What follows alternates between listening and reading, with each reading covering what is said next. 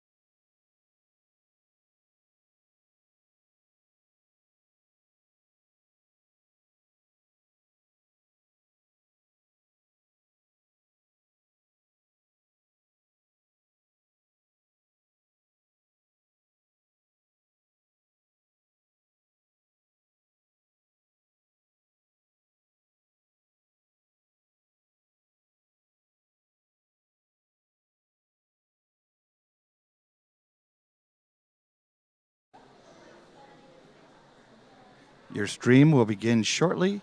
Please stand by. Your stream will begin shortly. Please stand by.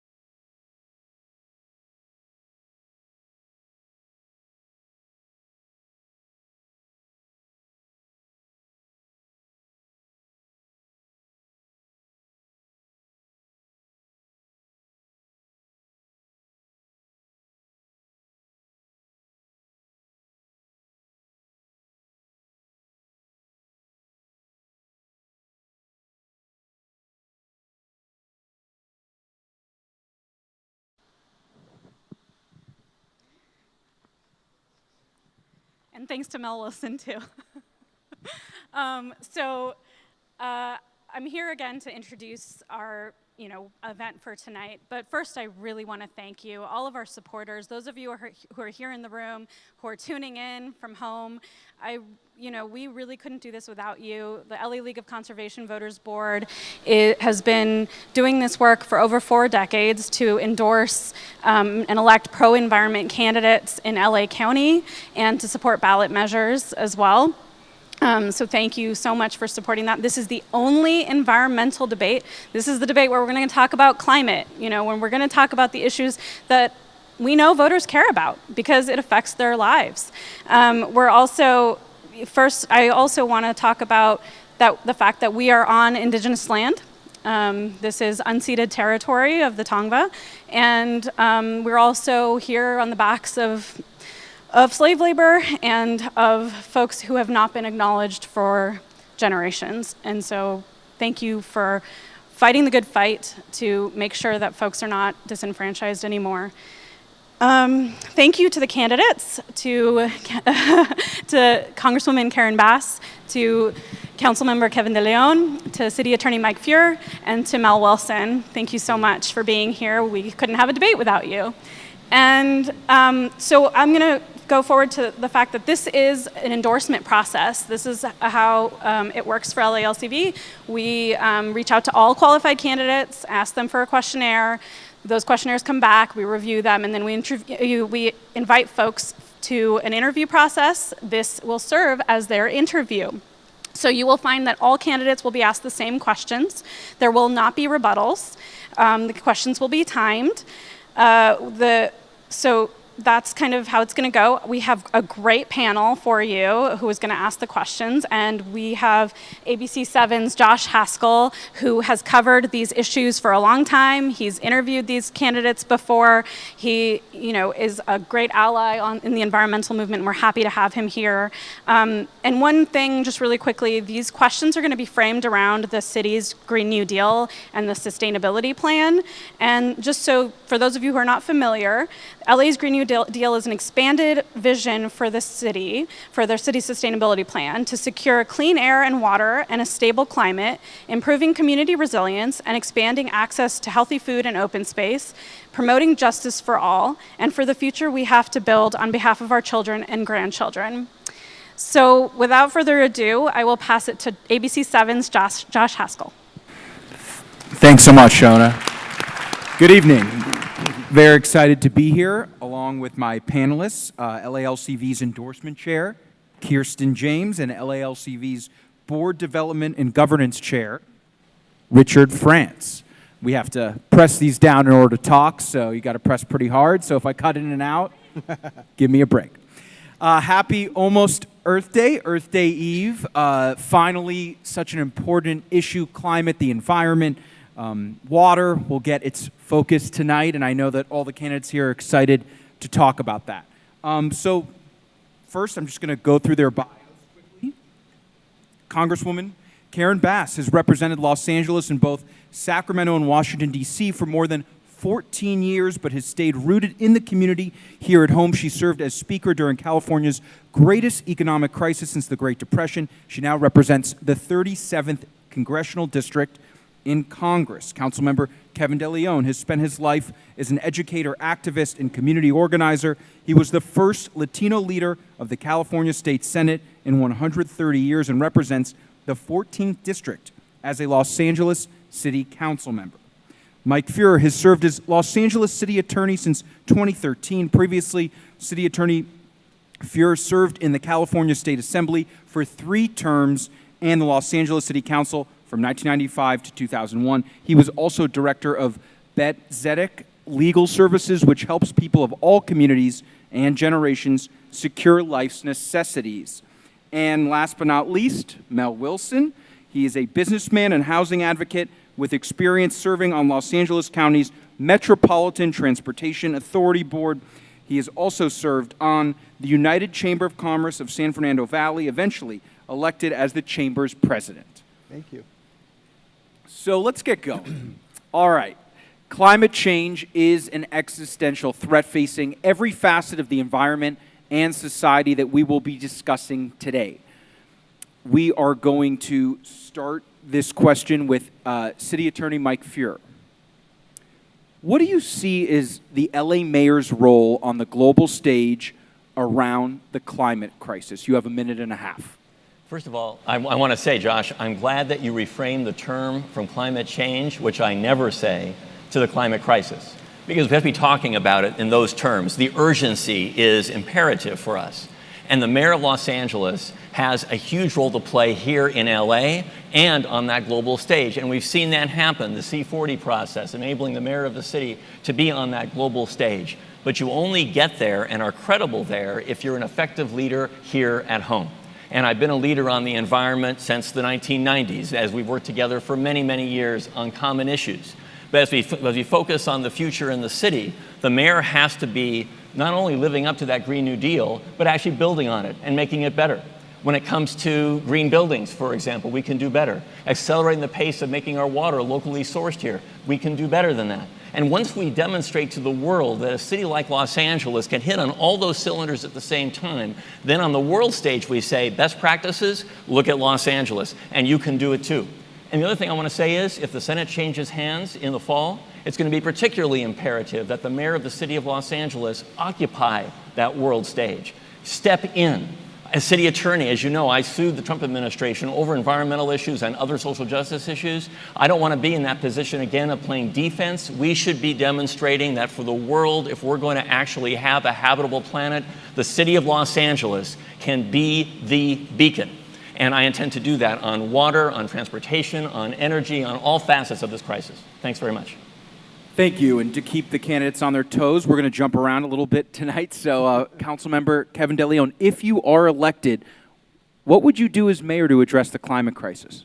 Well, thank you very much, Josh. That's a very important question. And I can tell you that the district I represent today has 9 major freeways. I have the 2, the 5, the 10, the 60, the 101, the 110, the 134, the 210, and the 710. So that's 9 major freeways that crisscross the district like a serpent that chokes the air, the oxygen out of young boys, out of young girls' lungs.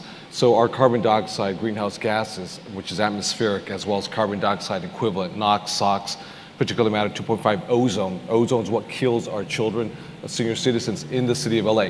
The mayor of LA, being a leader of a subnational government, the second largest city, in America, one of the largest cities and most strategic cities in the world, has to play the, not a, but the decisive role when it comes to decarbonizing our grid.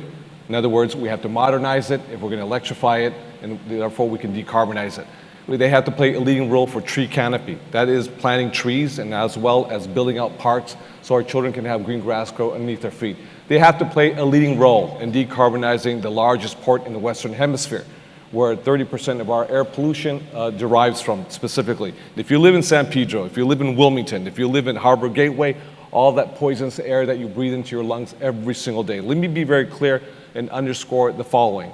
We are a national and international leader. We don't follow Washington, D.C. or any other national government. We are the leaders. They look towards California, and they will look towards the city of LA if I become the next mayor of the great city of Los Angeles. Thank you. Congresswoman Bass? Same question? Same question.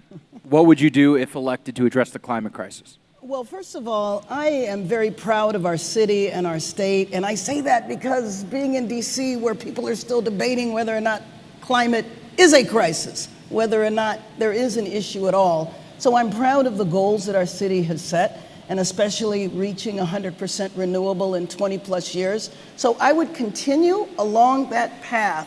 But what I want to bring to the table is really looking at all of our goals, all of our programs from an equity lens in 2 areas. Number 1, it's an opportunity for a tremendous number of jobs.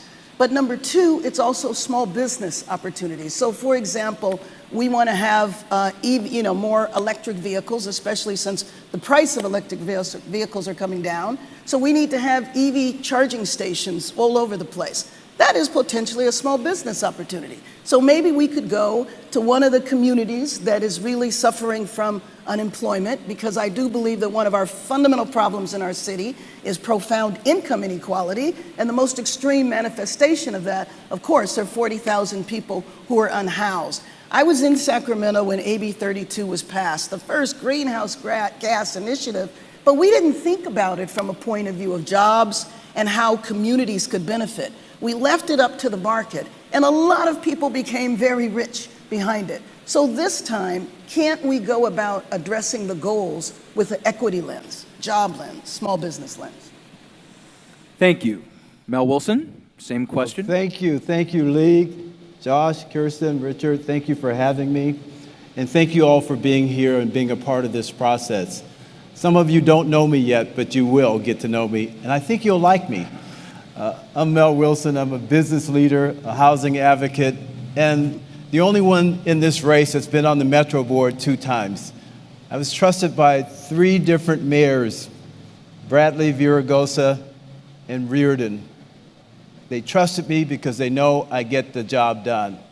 LA has the dirtiest air in the nation, and it's killing our people and destroying our planet.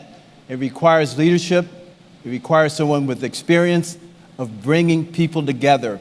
I brought the public sector and the private sector together to develop the hundreds of initiatives that LA City is using now to encourage transit-oriented communities.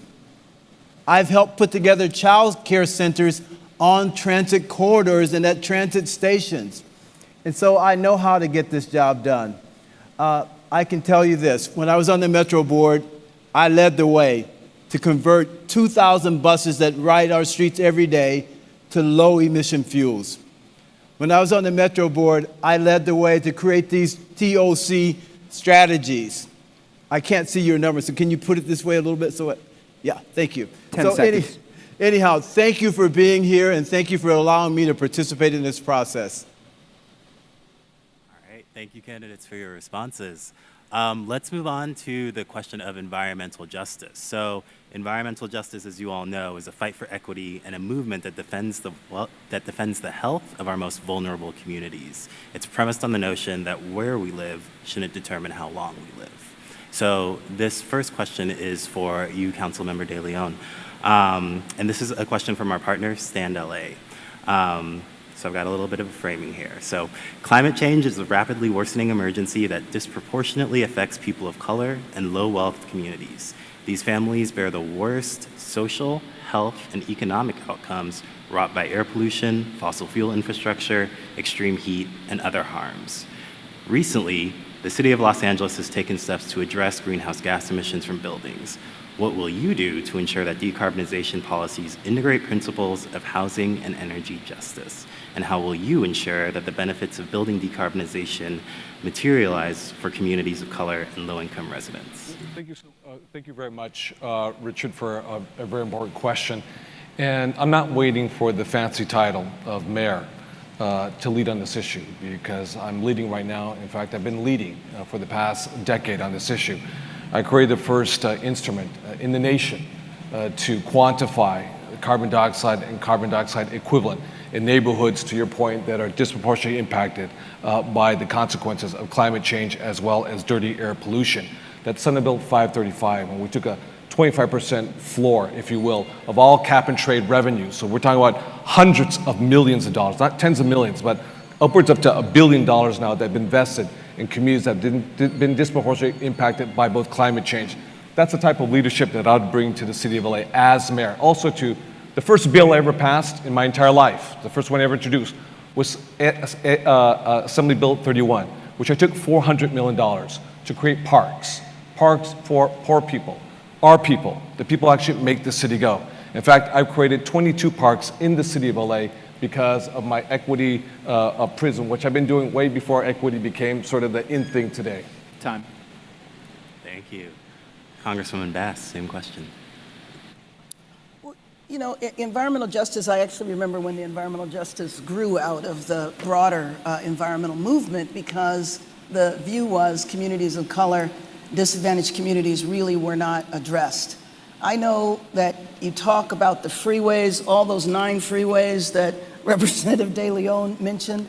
Who lives near those freeways? What's impacted by those freeways? I know that the leading cause of death for a while of young black babies was living near freeways. And so addressing environmental justice means that we have to pay attention in a proactive manner, not just have environmental policies like cap and trade, for example. You have environmental policies, but don't necessarily take into consideration the impact that that has on communities. Even as we move forward toward our goal of 100% renewables, we have to make sure that we don't displace workers, that we don't disadvantage the communities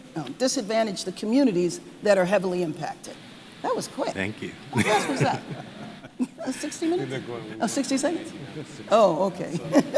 We should give a fair warning. Oh. You should let us know. Oh, I didn't She's realize. waving the. Yeah, but so we know if it's 60 seconds, it's a 90-second question. Perfect. All right, we are moving along swiftly here. Mel Wilson, same question. And you have a minute. There we go. I know about environmental justice. I grew up in Pacoima, and you know what they did to us? They put a freeway right between our community, dividing the kids so we couldn't play anymore. A freeway, you didn't have any underpasses where the kids could ride their bikes and walk.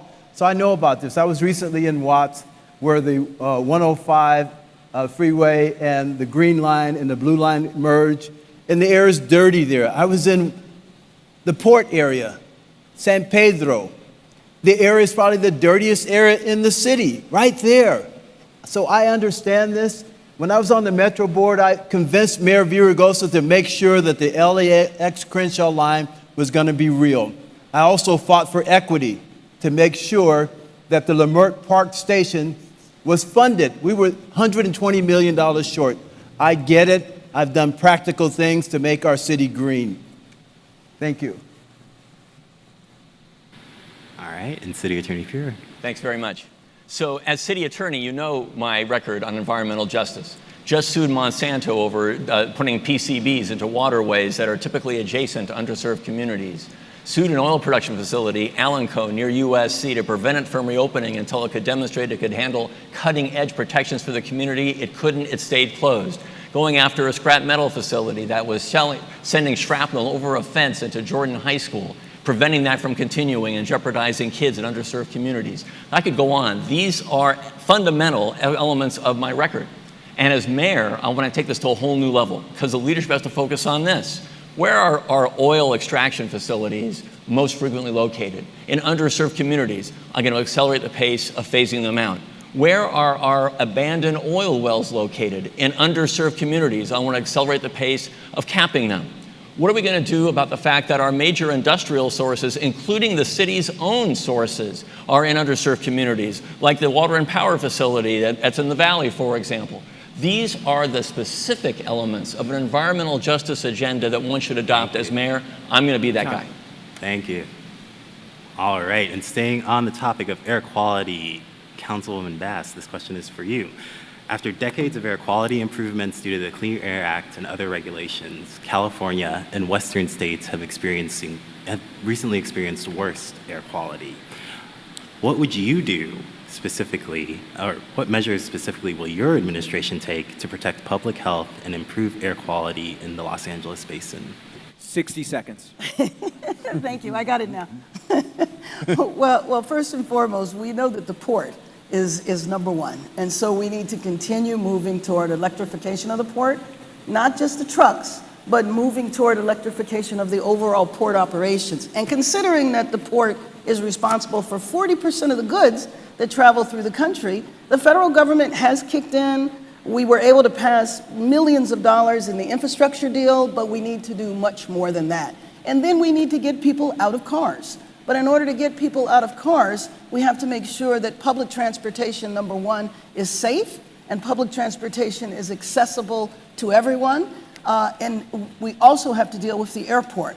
So if we look at the major polluters in our city, we know it's the port, we know it's the airport, we know it's the cars. And I mentioned before the idea that electric cars have come down in costs, but we need to think about how we can support maybe it's a tax rebate, maybe it's a refund to allow people who are lower income to afford electric vehicles. Thank you. Thank you. All right, Mel Wilson, same question, air quality improvements, specific measures. I will lead the way to clean up LA's dirty air. My goal is to cut greenhouse gases 50%. We can get this done. We can do it by targeting cars, buses, trucks, boats, ships, trains. We can get this done. It costs a little bit more, but it's worth the investment because we're going to save people's lives and we're going to improve the quality of life for the Angelenos that we know and work and live with. So here's what I do. We convert all the Metro buses to zero emissions. We convert all the LA DOT buses zero emission. We convert all of LA's fleets of cars, hundreds and thousands of cars, zero emissions. This is going to clean up our air. These are the things we do. We offer discounts to Angelenos to charge their vehicles who use DWP as a power source. We can do practical things that we have the tools already in hand to do. Thank you. City Attorney Feuer. Thanks very much. Well, one of the keys that we're seeing is not just here but across the country is people are driving more. And we're finding more traffic on the road at a time when we need to be combating the climate crisis. So getting people out of their cars is fundamental. I wrote the law that authorized Measure R to go to the ballot, $35 billion for public transit here. It is definitely the case that we have to get people back onto that public transit. That's going to require the cleanliness and safety we've talked about earlier to get people to feel that that's a comfortable place to be. I'll accelerate the pace by which we complete each of the projects under Measures R and Measure M. Next, with regard to our stationary sources of pollution, we talked in the port about the fact that there are particular pollution sources from the ships that come in. I want to expand the Shanghai to LA port project that's going to have clean tankers come to our region. When it comes to other sources of air pollution here, like water and power sources of pollution, we have to be converting from natural gas, which is still a fossil fuel, into clean sources of energy in each of our communities. I know the time is short. I think collectively we could use 5 more minutes each on this issue. But all right, fair enough. Councilmember De Leon. Good job, Mike. Thank you very much, Josh. We have the best weather in the world. I think we all agree. But what good is it if we have to have inhalers to go outside and enjoy it? This is the bottom line. We need to modernize our very antiquated grid so we can move clean electrons to that grid. But we need to modernize it because we have to electrify our transportation system. We need at minimum 3,000 superchargers along with 120,000 regular chargers throughout the city that are equitably distributed throughout the city of Los Angeles. We also have to decarbonize our stationary sources, and that means all of our buildings. And we need to electrify and decarbonize all of our new buildings in the city of LA. I agree with Mel, and Mel's absolutely right. When it comes to Metro, CNG, it's a misnomer. There is no such thing as clean natural gas. It's a great branding, but it doesn't exist. We need to electrify the entire fleet of the city of Los Angeles, all of our cars in City Hall, as well as our Metro fleets. We have to have dedicated bus lines, as well as dedicated bike lanes as well too. And also too, we have to decarbonize and electrify our transportation, our Port of Los Angeles. But let me say one last thing here. We can decouple and we can delink carbon from GDP, which means we can actually grow an economy and protect jobs and provide a pathway into the middle class, at the same time reduce our GHG as well as CO2 equivalent. Thank you. Let's do some rapid fire, yes or no. We'll start with you, Mel Wilson. Do you support the driving towards 100% renewable energy by 2035, yes or no? Yes. And is 2035 the right target date? Is it too soon, too long? 2032 is better. That's your goal, okay. That's my goal. All right, same question to you, City Attorney Mike Feuer. Do you support the driving towards 100% renewable energy by 2035? Yeah, no, I was an early advocate for that on my website. But answer your second question, let me say the key is that the mayor, whoever is the mayor, won't be here in 2035. So we have to be benchmarking successes early on so we're sure we achieve the goals ahead of schedule. So you're saying too long? Yeah, ahead of schedule, benchmarked, in charge. Got it. Councilmember De Leon? I'm the author of Senate Bill 100, putting California, the largest economy on planet Earth, on the pathway to decarbonizing our grid. And I always said, when we pass it 2045, we will get there by 2035 as technologies advance. So just right. That's your goal, 2035. Yeah, I'm not going to play the Price is Right game here, 2034, 2032, 2033, when it doesn't make sense. You have to deploy capital that's on the sidelines to create the technologies we need to advance to reduce our carbon footprint. Congresswoman Bass? I agree with a lot of help. I think there needs to be help from the federal government. I don't think it's just going to happen. State government. And do you think that 2035 is realistic? I think it's reasonable, but I think we better be prepared. I mean, it's 2022 now.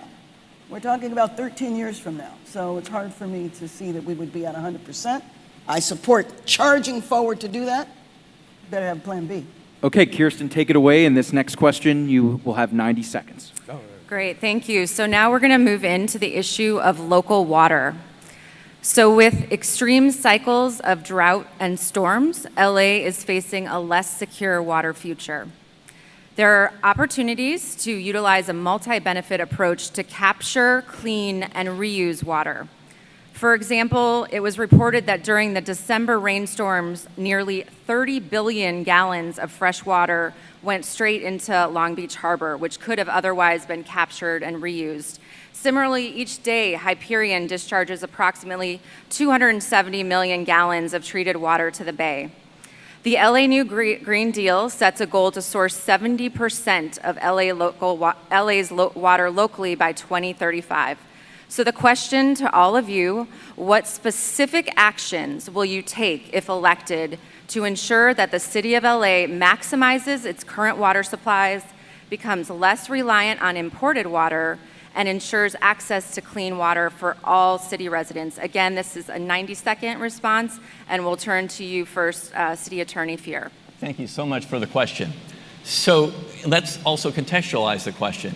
It isn't just being resilient from the standpoint of the drought, but as we know, 20% of the energy in the state is used for water, including a big chunk of that just for transporting it back and forth. So this addresses climate change in a big way if you do it right. Locally sourced water, first, I think we should do 75%, not 70 by that period of time. Second, locally sourced water from at least 4 different areas. First of all, we got to clean up our aquifers. Even as city attorney, I've been active in doing that, especially in the San Fernando Valley. Fundamental for us to do that. Second, really important for us to recycle our water. Other jurisdictions have done it. Orange County does it. There are some who advocate for desalination. It's too energy intensive and too expensive, has environmental consequences. Shouldn't do it. Recycling instead. Third, we have to be focused on conservation. I wrote the state law requiring a major diminution in urban water conservation, urban per capita water use, but it's not enough. We saw just recently that 38% more reductions are possible in conservation. Here in Los Angeles, we can achieve that. Next, stormwater recapture is huge. When I was on the city council, worked with Mark and others when I was working on the fact that there was an effort to divert stormwater fees from the bay to other purposes, I made sure it stayed right where it belonged. And that was just the beginning 20 years ago, 25 years ago. We have a measure, Measure W. The projects have to be moving faster. The Bayona Creek project is a good start, but we need to be doing more, bigger, faster to assure that we recapture our water. And finally, individuals can be doing more as well. And we should be doing more to encourage cisterns and other elements at individuals' houses. I'm sorry, I know the time is up. Lots of things to do, and they're all achievable, and that's the thing. Councilmember De Leon. Thank you very much. Let me say this, is that if we want our independence, if we want to be the city of the future, we can no longer rely on these snowpacks and these Sierras as well as Shasta. Having that water travel down 400 miles to Los Angeles is not conceivable with extreme weather patterns and with the drought, because the drought is the new drought today. It's not going to be cyclical. It's going to be with us for the foreseeable future. So that means we have to rely on ourselves. And that means we have to clean up our already very toxic aquifers, both in San Fernando Valley and as well as San Gabriel Valley, so we can charge and recharge and we can store our water there. That means we have to conserve, and that takes a leader at a local level, at a statewide level, to ensure to every community in the city of LA that this is the new you. This is not something that is just a fad, that we're going to have to conserve. That is the bottom line, and it has to be done so in an equitable manner. We have to have purple pipes, so we recycle our water. We have to stay on that 100%, and we cannot deviate at all whatsoever. Because, again, this is our new reality. Strategically, if we're going to survive as a city, we need to have water independence. And that means from the fragile ecosystem that is the Delta, because it is already so fragile, it cannot sustain. We can do, folks talk about, twin tunnels. You can build up twin tunnels. You're not guaranteed to have one single drop of water coming down from Northern California down to Southern California. Like Mike, we can speak more on this issue, but that's time. Thank you. That's time. All right. And Congresswoman Bass. Well, I certainly agree with my colleagues, and actually the three of us served in Sacramento when during those years we were able to update water policy for the state of California, which was the first time in half a century, something that we achieved together. In addition, we also passed a water bond. It took a number of years for that water bond to actually be voted on because of the economic crisis that we were in during those years. But my focus would be on water recycling. Absolutely, we need to do that to the maximum. I think that Southern California has done well, in Los Angeles in particular, on conservation, but we could do much, much more. But I think what I would add to what they were saying is that we need to look at landscaping around the city, and we need to really promote more drought-resistant landscaping. But we have to do it much better than was done a few years ago. What was done a few years ago, I think, actually got a number of homeowners in trouble because there were predators, essentially, that went on and convinced people to get rid of their lawns and put in drought-resistant landscaping that failed. And so we need to do it much better this time, and we also need to do it with education, especially in a lot of different communities, so that they will, if they enter into agreement with businesses, they will enter into agreements that won't compromise their ability to stay in their homes. Thank you. And Mel Wilson. Thank you. Here's what I know. I've taken water tours, Metropolitan Water District, Department of Water as well. William Mulholland was brilliant. We have a lot of brilliant minds in LA, engineers and other great thinkers. But here's the problem that we're dealing with now. Our water, for the most part, travels 240 plus miles to here, and it crosses over the San Andreas Fault. So what happens? We have a rupture. We're going to be in chaotic conditions here. I believe in water capture, water reclaiming, and water conservation. All these three things we do with water. We need to invest in reservoirs that are closer to LA.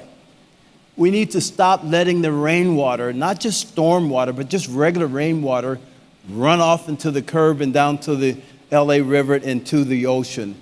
Why not have permeable hard surfaces, sidewalks, roadways, where the water percolates into the groundwater table, and then we can reuse that water? Why not reclaim water at a much higher rate?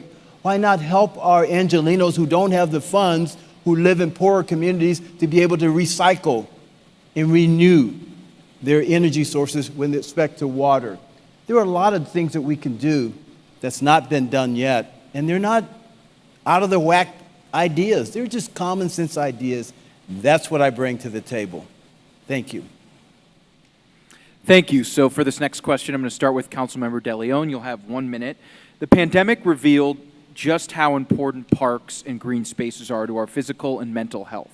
A recent UCLA study found that increasing park acreage in the county's highest parks need communities with the lowest tree canopy levels has the potential to reduce the well-documented life expectancy gap, especially for Black and Latinx communities.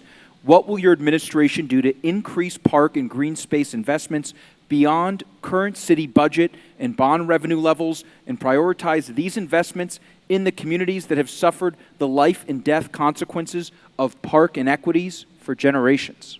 Thank you very much, Josh. I grew up in a neighborhood that was all concrete, asphalt, and cement. And when decisions are made where we're going to have parks and where we're not going to have parks. And that's why the first bill I introduced was AB 31, $400 million. We create 22 parks in the city of LA. I'm also the author of Proposition 68, which passed in the 2018 ballot, which is $800 million for parks throughout the state of California, but we're going to get the majority of the parks. I've been on city council now for 1 year and 6 months. In that 1 year and 6 months, I've already secured $27 million already, just in my district alone, for the creation of new parks. So our children, regardless of the color of their skin, regardless of their legal status, regardless of which color, which God they pray to, or who they love, can have green grass grow underneath their feet. This is really critical as we disrupt, destroy cement, concrete, and asphalt, and we create the tree canopy that we need to sequester all of the carbon dioxide equivalents that our children right now are breathing into their lungs every single day. This is one of the highest priorities of my administration. I've given an opportunity to be your next mayor. Thank you. Congresswoman Bass? I was thinking about where you said you grew up. I grew up on 49th and Central, and we had a beautiful park that I spent a lot of time in as a child, South Park. So parks in communities are absolutely critical, but it's not just a question of some communities not having parks. Some communities have parks, but they're not safe to go into. And so in some neighborhoods, it's actually a public safety issue. So that beautiful South Park that I grew up in for a while became quite dangerous. So we have to look at combining public safety issues along with parks, and obviously we need to create more parks, especially in inner city areas.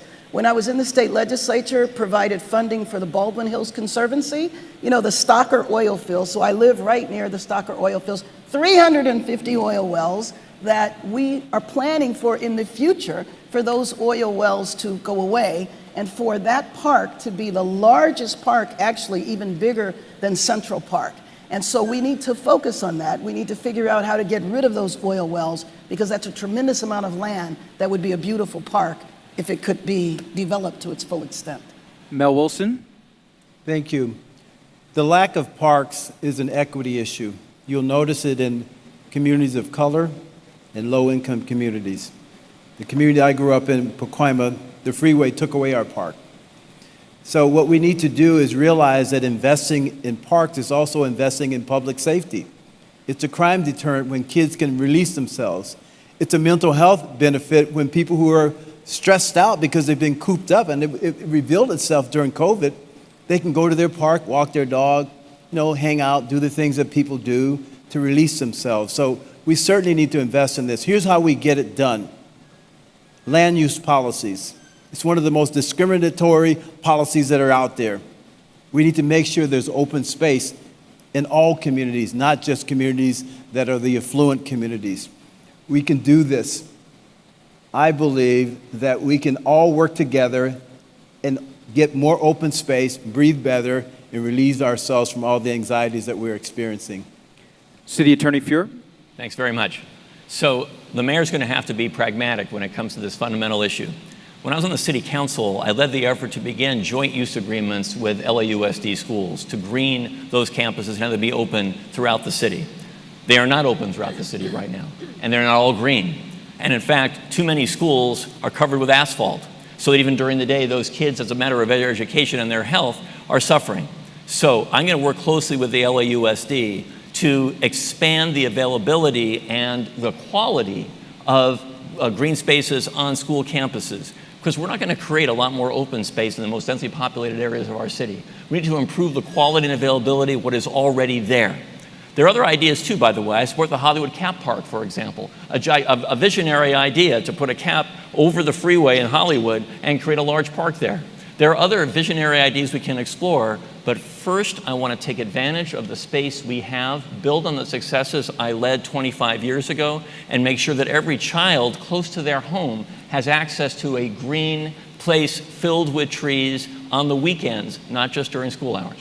And I'm going to stay with you for this next one, but just 30 seconds. This is a really important question that we could talk about for a while, and it's very timely because we were reporting on ABC 7 about a mountain lion that was killed this morning, the Sepulveda Pass. So briefly on biodiversity, wildlife corridor plan and the groundbreaking of the crossing at Liberty Canyon. Investments are being made in LA's biodiversity and wildlife.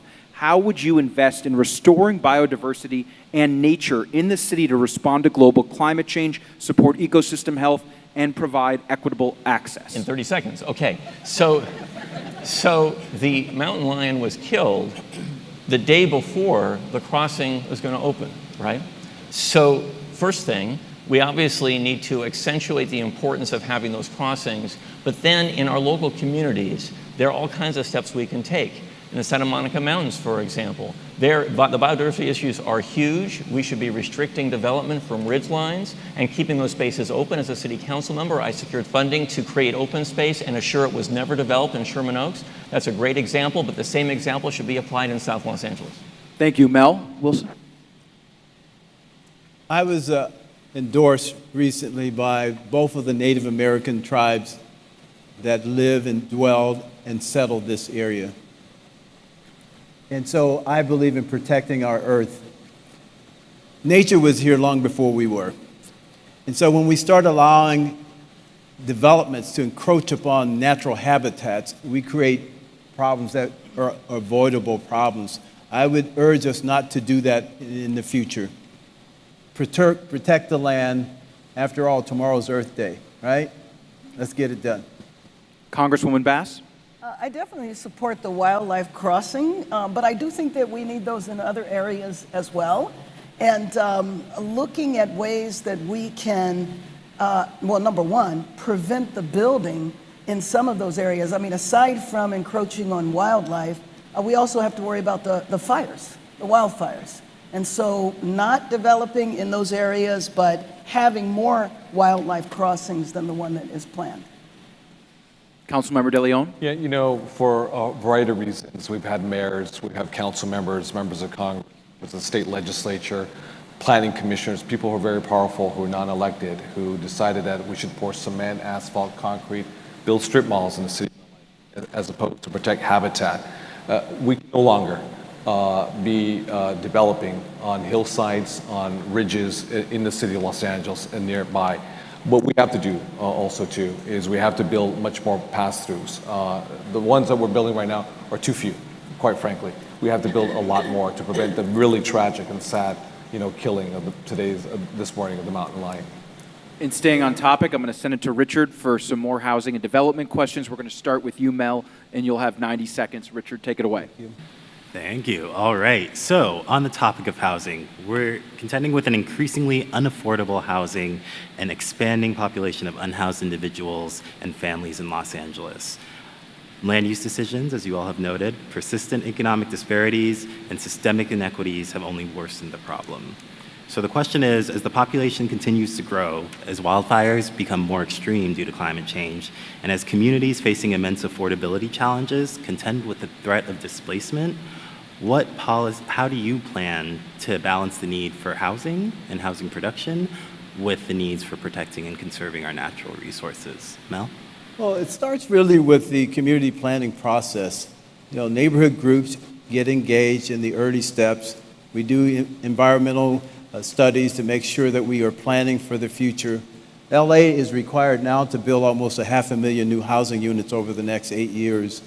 And I have a plan to get this done. I'm a housing expert. I've been in this industry for 40 years. If you look at my website, melformayor.com, you'll see that I help fund down payment assistance for first-time buyers. I'm the one who came up with the initiative, along with my colleagues in the private sector and the public sector, to build housing along transit corridors. It makes a lot of sense. Less trips, more affordable. And here's how we get it done, even better. We offer discounts, reduction in fees, waiving fees, deferring fees, with the caveat that they bill for the affordable price points. That's not been happening. All you see is about 85% of the development going on with the very high income. Nobody's caring about the workforce. I am fighting for LA's workers. They are starving for housing, and I know how to get this job done. I have a master's degree, and my thesis was on how do you create housing that's affordable for middle-income workers and millennials in LA. There are now, there are future. Thank you. Thank you. And let's go to City Attorney Feuer. Thanks very much. I think we need to concentrate our new housing in particular locations. First, I would dramatically expand the transit-oriented corridors, a communities program, and I would assure that we make it permanent and not merely temporary as it is now. Second, we have underutilized school sites. Just yesterday in Sacramento, A bill went through its first committee to make it easier to build on underutilized school sites. We have a major diminution in school population. Now's the time to take advantage of that and make it workforce housing for teachers who can't afford to live in our city. The pandemic has exposed major changes in how our economy is going to evolve, including creating vacancies in commercial buildings. Adaptive reuse is a way to concentrate more housing in our urban core and not have it spread elsewhere. And adaptive reuse is an idea that I'm going to dramatically expand.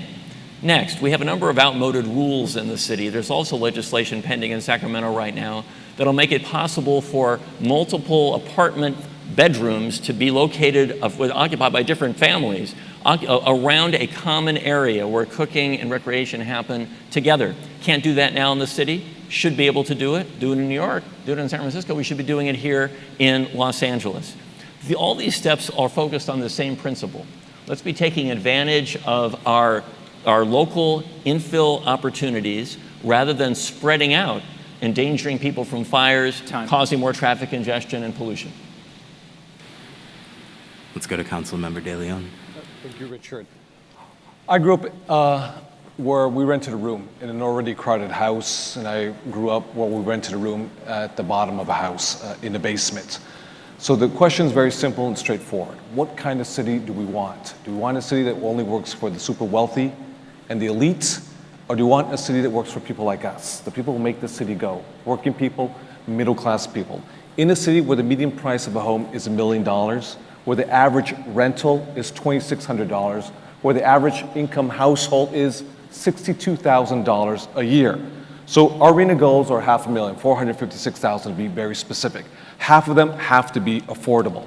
And if we're going to build, we need to make sure we have planning, building safety, LADWP, as well as LAFD, fire department, working in concert with each other so we can accelerate. We have to accelerate the dates for permitting and make sure we can get product out online as soon as possible. What we also have to do is we have to mandate affordability. If you don't mandate affordability, the market forces don't make it happen.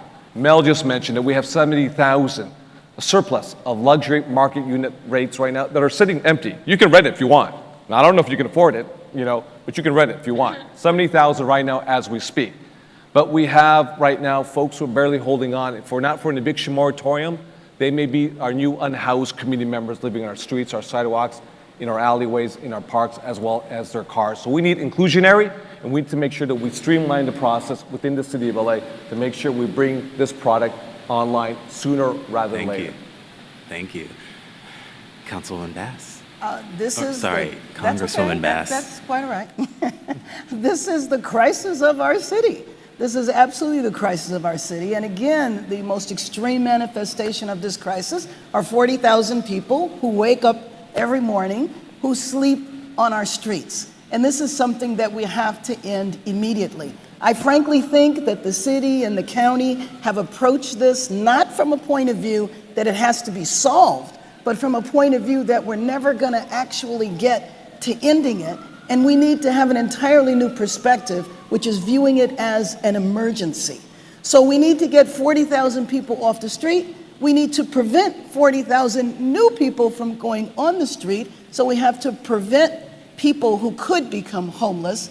And then we have to make room for 500,000 Angelenos. And part of this is changing the thinking of a lot of folks in the city who say, nope, not in my backyard. I know we need to have this done, but you have to do it over there. Please get these people off the street, not necessarily care where they go.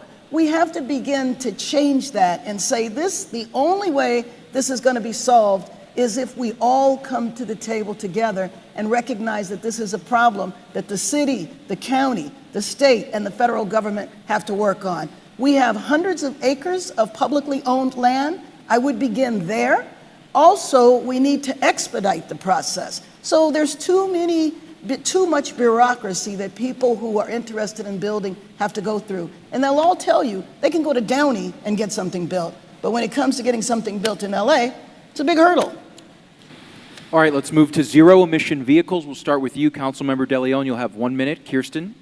Thank you. Transportation is the largest contributor to GHG emissions in the U.S., and we need to move quickly to decarbonize it.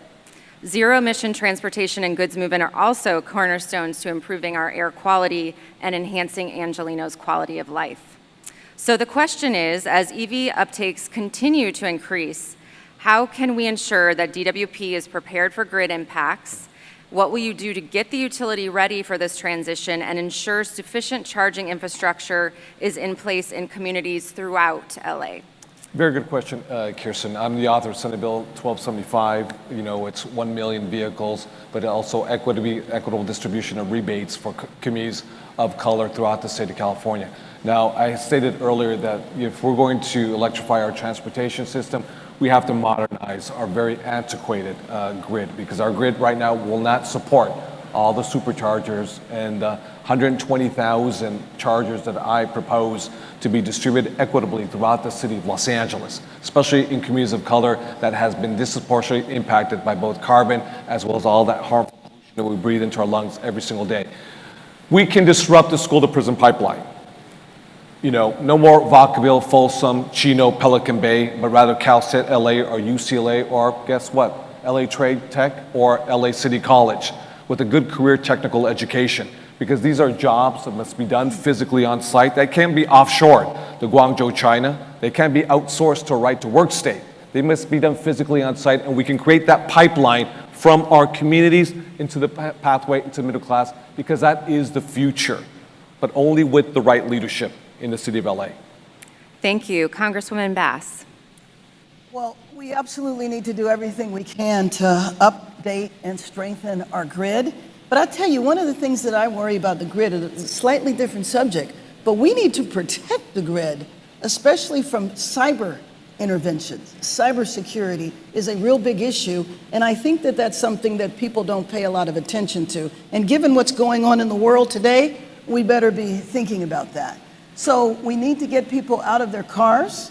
We need to improve the ability for people to ride bikes. We need to have protected bike lanes, because as a bike rider, frankly, I ride on the beach because I think it's too dangerous to ride in traffic. But we can have bike lanes that actually have barriers that will allow people to be a lot safer. So there's a lot that we need to do if we're going to be able to move forward toward the goals, because we don't have all that long to get to 100% renewable. Thank you. Mel Wilson. Thank you. We have a great tool to solve a lot of these problems with electric vehicles. It's called DWP. But here's the problem. They're corrupt. They're mismanaging our money. I didn't want to go there. $215 million they squandered. We got 2 city attorneys indicted. You got 2 a general manager and another staff person at DWP indicted, pleaded guilty. So we have to clean that up. And frankly, we have to clean up City Hall. 20% of our city council members have been indicted. This is a mess. We can change this. If you are a person who has a need for a heart transplant, you don't call a plumber. If you want to get our city better, you don't call on career politicians. You call someone else who has an expertise in the area that you want to get resolved. And that's what I say. Thank you. And City Attorney Feuer. Thanks.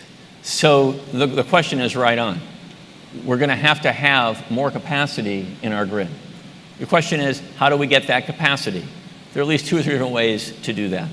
First, each individual resident in our city should it should be easier for them to have solar panels on their properties and to have that energy go to a locally distributed grid.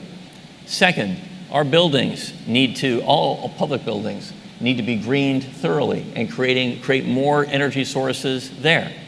But broadly, water and power is going to have to dramatically expand its capacity and shift from anything other than renewable sources at the same time.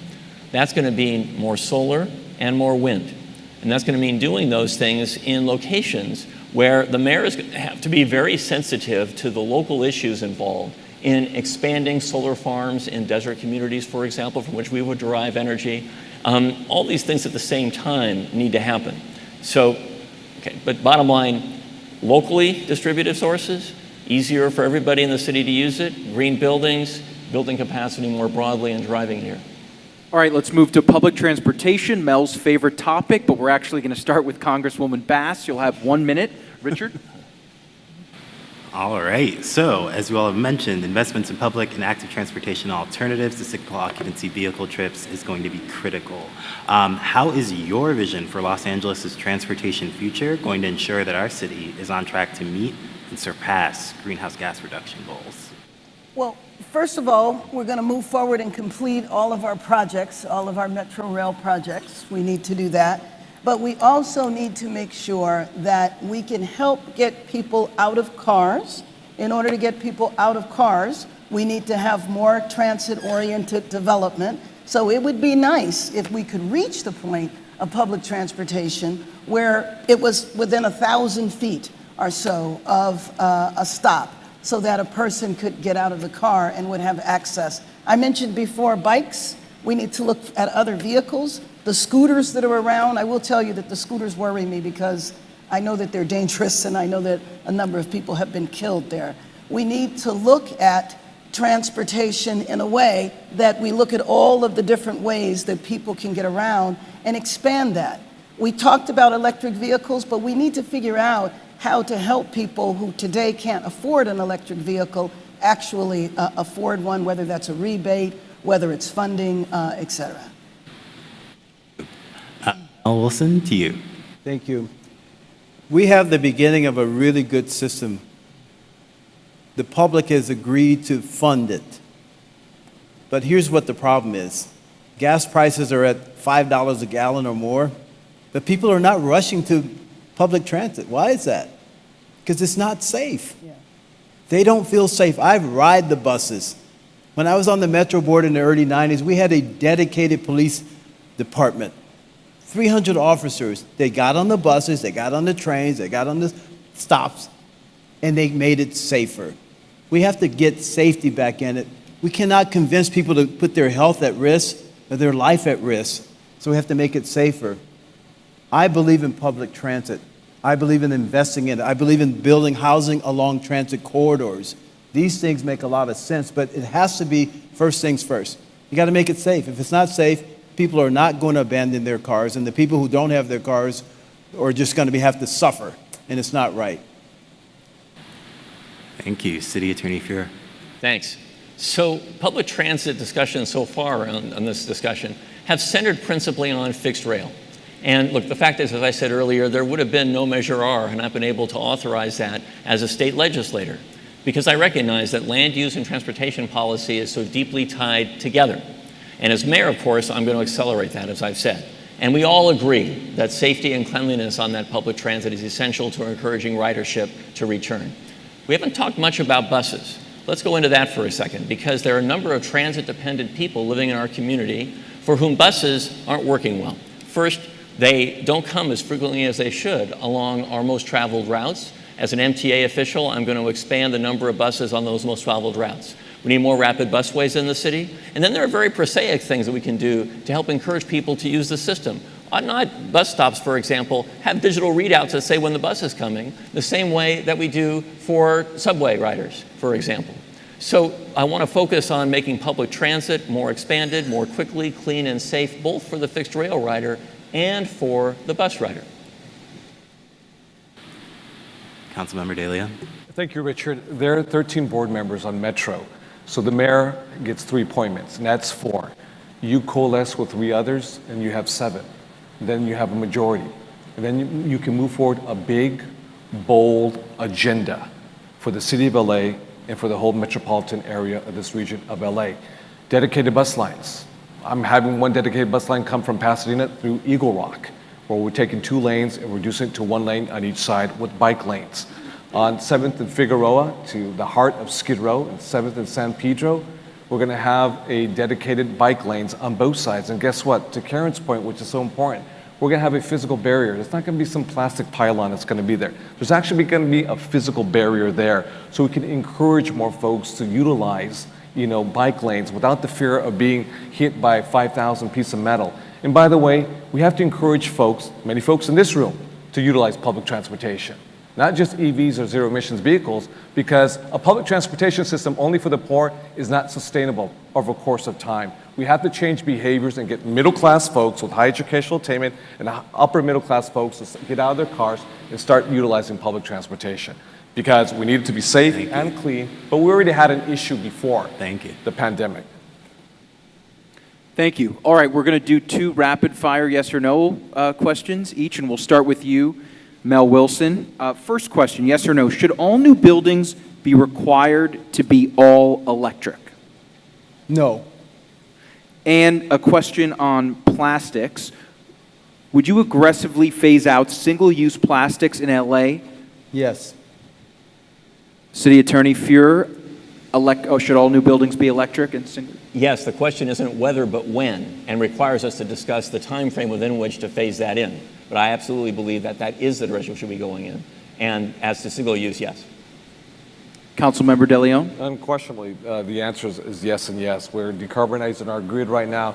We have to deal with our stationary sources right now, not just refineries and factories and plants, but all the buildings where we have residences, so we have to move towards electrification. Then we have to concurrently deal with our tailpipe, dual emitters, individual cars, as well as heavy duty diesel and drayage. But the answer is yes and yes. And what about phasing out single-use plastics? Yes and yes, that's what it said. Yes, and the latter was to your question on the plastics. Congresswoman Bass? Yes to phasing out plastics, and yes to the first one, but we have to get the housing built. And so we can't have that restrict or slow down our need to house Angelenos. Okay, now Kirsten's going to ask a question on the Green New Deal, and you'll have 1 minute. Thank you. So we're going to turn specifically to prosperity and green jobs.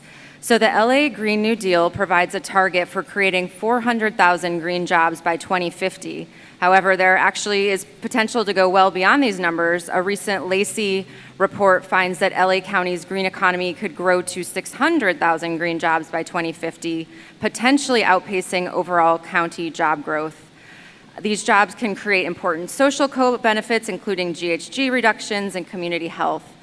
So the question is, what actions would you take to support the growth of an inclusive green economy, including furthering green industries and quality workforce training? Again, if you could limit your responses to 1 minute, and first to you, Councilmember De Leon. Thank you very much.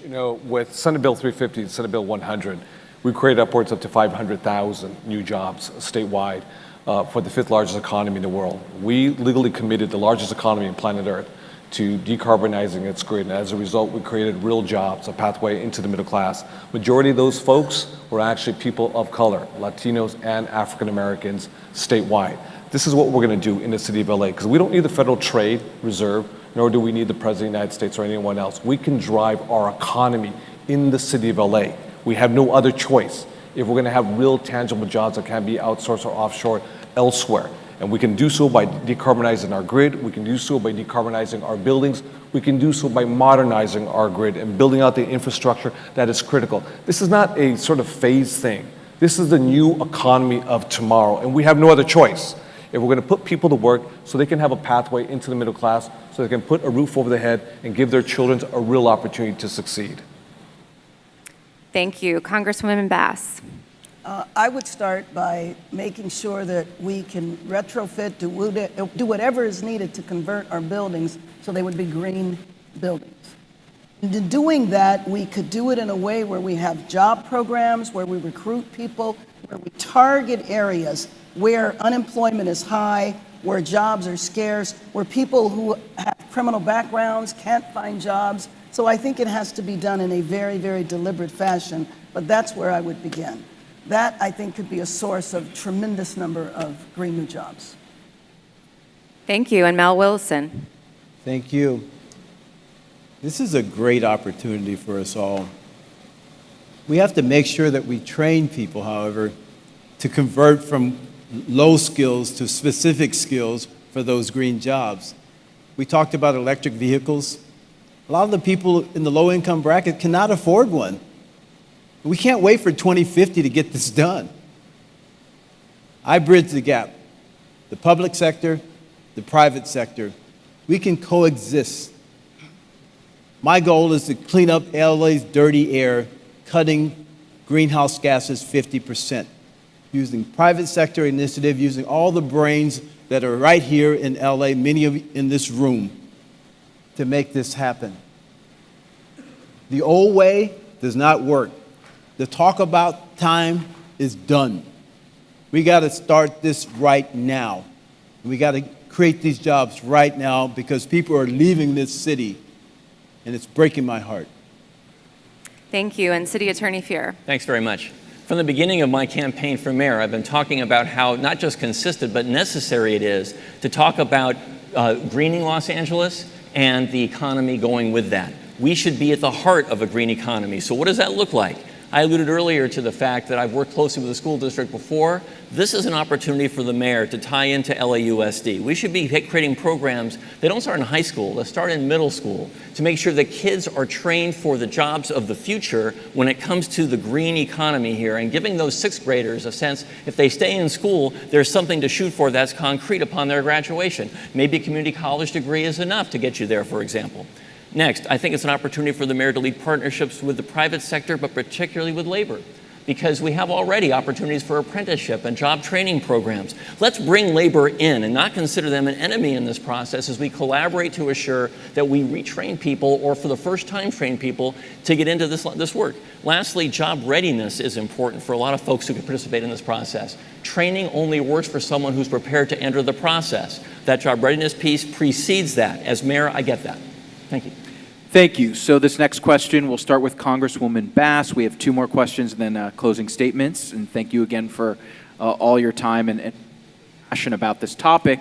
This next question, you'll have 30 seconds, Congresswoman Bass. It's really about leading by example, which is what LA has done on this whole debate and every issue we've talked about tonight, and why so many people have been wondering where have these issues been so far in the other debates and in this race. So starting with you, Congresswoman Bass, 30 seconds, how do you plan to integrate the priorities of the Green New Deal, everything we've spoken about tonight, into the planning and showcase of the 2028 Olympics in this city? Oh my, well, you know what, by the time that happens, one, we will be well into our goals, and I think that we can showcase it, we can highlight it, we can lift it up and show the examples to all of the visitors that will be here. But you know, we have a number of major international events before the 2028 Olympic, but we'll be well on our way to our goals, and maybe some of them we will have even achieved. We need to talk about it, we need to promote it, we need to highlight it when people come and understand exactly what we're doing.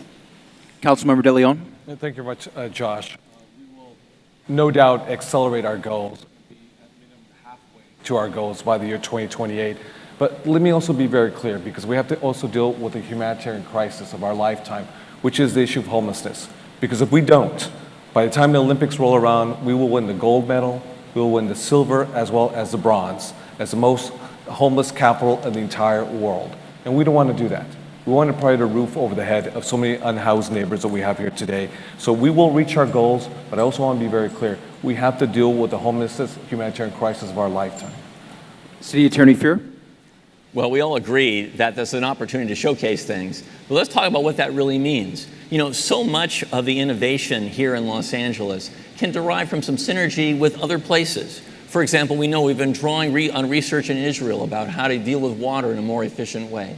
The Olympics are a great opportunity to highlight international collaboration along those lines. We can create new partnerships in the Olympics. The Olympics it's not just an athletic opportunity, it's an opportunity for us to reach across the ocean and draw people in to the next iteration of what a world economy based on green principles can be.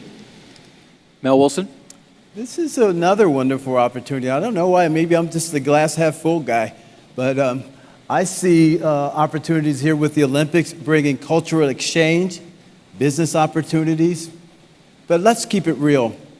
We have to get our city safe. Can you imagine someone coming over here from a different country getting mugged, seeing homeless encampments all over? You have to get to one who knows how to get the job done. This is what I do. I bring people together to get the job done. I don't just talk about it. I get it done. Now we're going to go to food systems. We'll start with you again, Mel. You'll have 30 seconds. Richard, take it away. So What actions would you take to promote sustainable agriculture and ensure equitable access to healthy food in the city? Again, 30 seconds.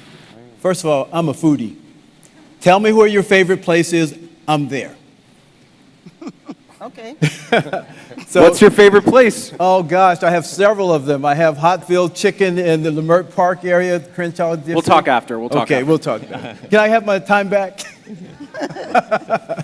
Yeah, so here's what I'd like to see us do, really become food secure. I helped get a shopping center in Pacoima when we were a food desert. I want to see us be able to do our own gardening on parkways and other places, exchanging those fresh commodities and goods to the local restaurants for a fee. These are the kind of things we can do. We can be food independent and not count on the Central Coast or the Central California to make it happen. Thank you. City Attorney Feuer. Thanks very much. We should ask Paula what the answer to that question is, right? So, yeah. So here's the thing.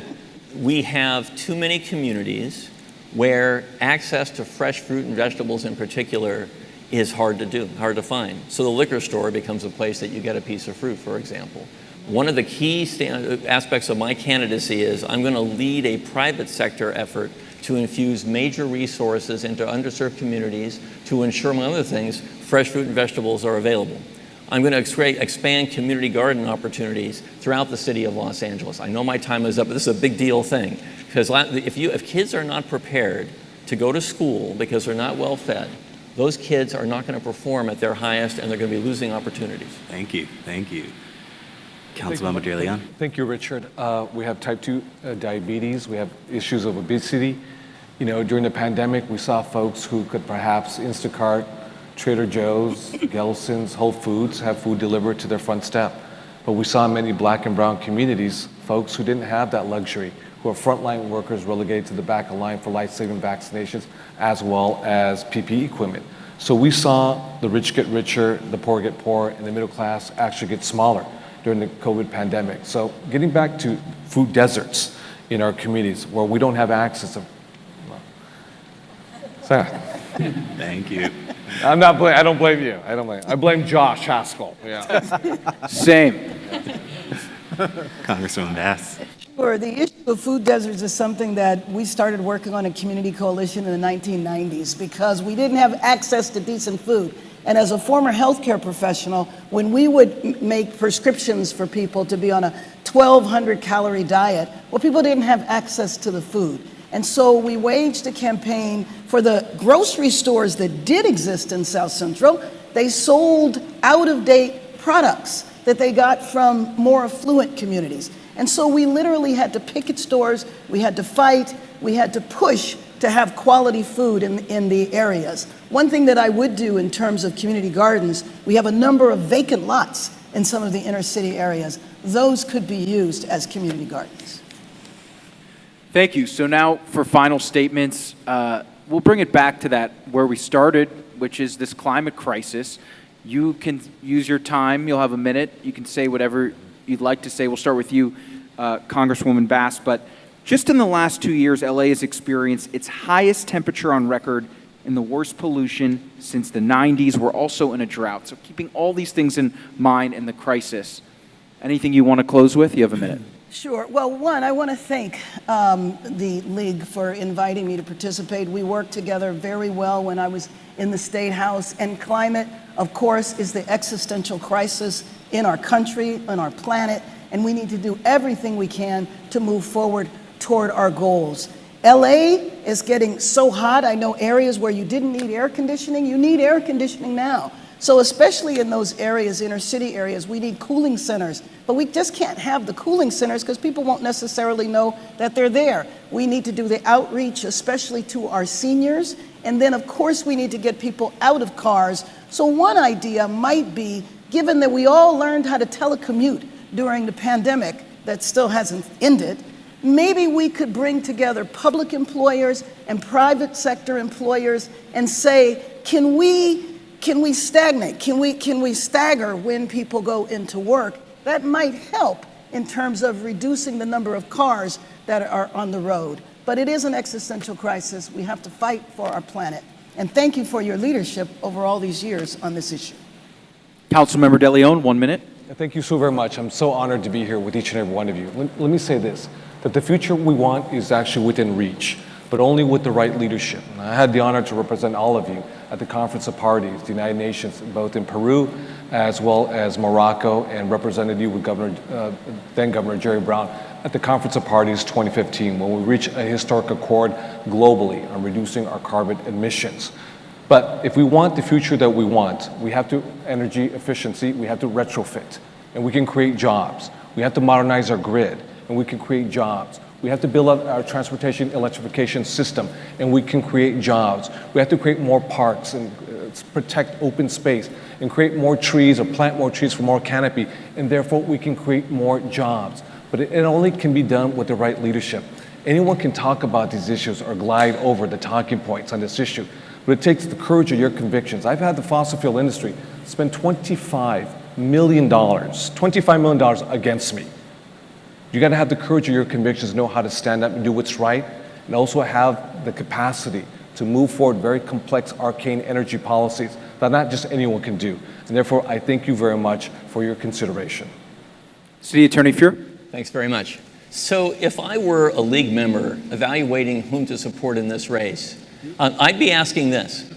I'd be asking who not only has demonstrated leadership at the state level, as I have on toxics, on water, on a whole array of issues, but also who has year in, year out been focused on Los Angeles environmental issues, environmental justice, public transit, stormwater recapture, clean fuel, and a whole array of other issues. Who's been on the ground evaluating that, so who can hit the ground running on the first day as mayor? I'm the only candidate on this stage who has been an executive in the public sector. This is not a legislative job, it's an executive job. The mayor of Los Angeles has to set priorities, be sure there are people designed to effectuate them, give them time frames and measures of success, and hold them accountable in a transparent way. That takes an experience. The experience I bring is both as that kind of leader generally, but on the environmental issues we have worked on together since 1995. You've supported me year in, year out. Hope I can earn your support again. Thanks very much. Mel Wilson. Thank you. Well, League, this is going to be tough for you because organizations oftentimes go with the old way. I have fresh ideas. I have practical experiences. I have the public sector and the private sector. The only one sitting on this stage has been on the Metro Board 2 times, trusted by 3 different mayors, working, bringing the private sector and the public sector together to make our environment better. Environmental justice. It's right where I began in Pacoima. So I know how to get this stuff done. I can lead the way for LA to be a global leader in climate change, but you have to be bold enough to step out and give me a shot. I'm a new kid on this block, but I'm not new to getting jobs done. I bring people together, I get the job done, and I am ready to be mayor of LA to make our city safer and cleaner so our air is clean, our water is fresh and ample, and we're living in utopia called LA. Thank you, Mel. Thank you. For Kirsten, Richard, and myself, we just really want to thank the team at the League, and especially Shona, who worked so hard on all these topics. We really covered so much tonight, and thank you guys for taking the time to answer these questions, and we know that these conversations will continue to happen. Thank you. Thank you so much to our panelists and ABC7's Josh Haskell, our moderator, and to our candidates, Congresswoman Bass, City Council Member Kevin De Leon, and City Attorney Mike Feuer and Mel Wilson. Thank you. I know, we kept you on your toes. Thank you for being adaptable. We wanted to keep you on time. We know you have really busy schedules, so that's why we did that. And we have so many topics that folks need to know about. This is the only environmental debate out there. We know that voters want to know about these things, so we had to ask you a number of questions. I know that this has taken on a new meaning for me. My son just turned 1 year old. Julian, I love you. This is about our future. This is about our children and grandchildren, as we said at the beginning. And so thank you for your vision on the environment, on acting on climate. I also really want to thank our hosts at the Japanese American National Museum, our wonderful board members. I don't know if you know, but our board is all volunteer. We all have day jobs. We do this in our spare time, whatever spare time we have. So please, if you want to learn more about us, we're at LALCV.org. For those of us who are tuning into the live stream, you know that you can learn more about us on our social media. We're also going to have another event on May 22nd at the LA River Center, so take a look on our website. And for those of you who are staying here, we're going to have a little reception, some wine and cheese. Please feel free to stay. And again, thank you to our candidates, thank you to our board, thank you to our hosts, and go fight climate. Thank you.